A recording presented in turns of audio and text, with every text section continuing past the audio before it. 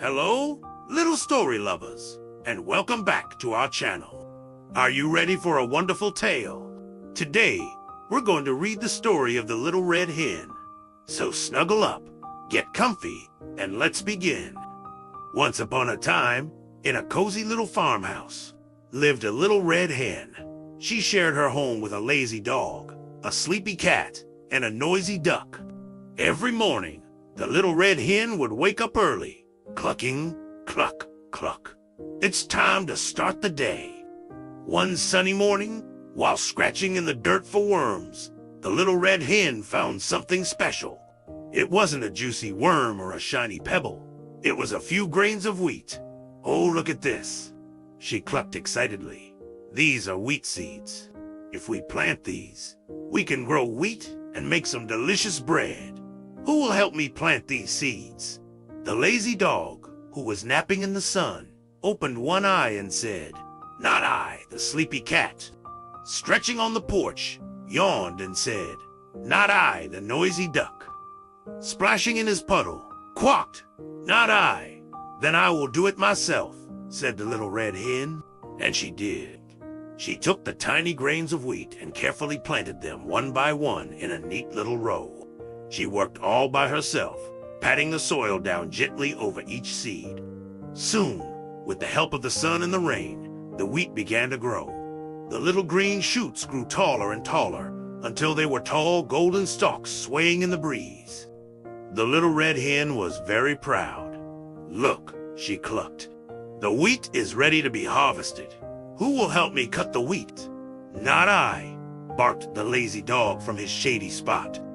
"Not I," purred the sleepy cat from her soft cushion. "Not I," quacked the noisy duck from his cool pond. "Then I will do it myself," said the little red hen with a sigh. And she did. She worked hard all afternoon under the hot sun, cutting down all the tall stalks of wheat with her little beak. It was tiring work, but she got it done. Now the wheat had to be taken to the mill to be ground into flour. "This wheat is very heavy," said the little red hen. "Who will help me take this wheat to the mill?" Can you guess what her friends said? "That's right. Not I," said the dog. "Not I," said the cat. "Not I," said the duck. "Then I will do it myself," said the little red hen. And she did. She pushed and pulled the heavy sacks of wheat all the way to the mill. The miller ground the wheat into fine, soft flour. The little red hen then carried the heavy flour all the way back home. She was getting very excited now. She could almost smell the fresh bread. "Now it's time to bake a loaf of bread. Who will help me mix the dough and bake the bread?" she asked hopefully. But the dog, the cat, and the duck were all too lazy.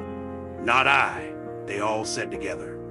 So the little red hen said, "Then I will do it myself." And she did. She mixed the flour with water and yeast, kneaded the dough until it was smooth, and put it in the oven to bake. Soon, a wonderful, warm, delicious smell filled the entire farmhouse. The bread was finally ready. The little red hen took a beautiful golden brown loaf out of the oven. It was perfect.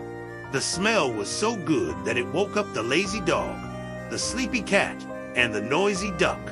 They all came running into the kitchen, their noses twitching. "Oh, that smells delicious," barked the dog.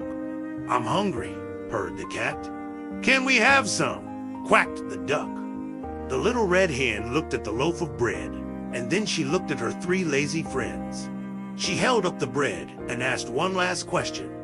"The bread is ready to be eaten. Now, who will help me eat this bread?" "I will," barked the dog. "I will," meowed the cat. "I will," quacked the duck. They all shouted at once. But the little red hen shook her head. "No," she said. "You would not help me plant the seeds. You would not help me cut the wheat. You would not help me go to the mill or bake the bread. You did none of the work." She looked at her little chicks, who were peeping excitedly beside her. "So, I will eat it myself, with my little chicks." And that is exactly what she did. She and her chicks ate every last crumb of the delicious, warm bread.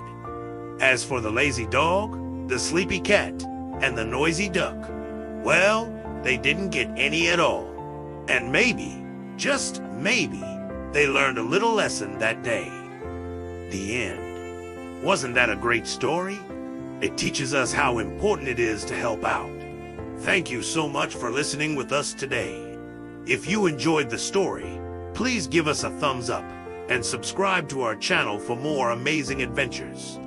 See you next time. Bye-bye.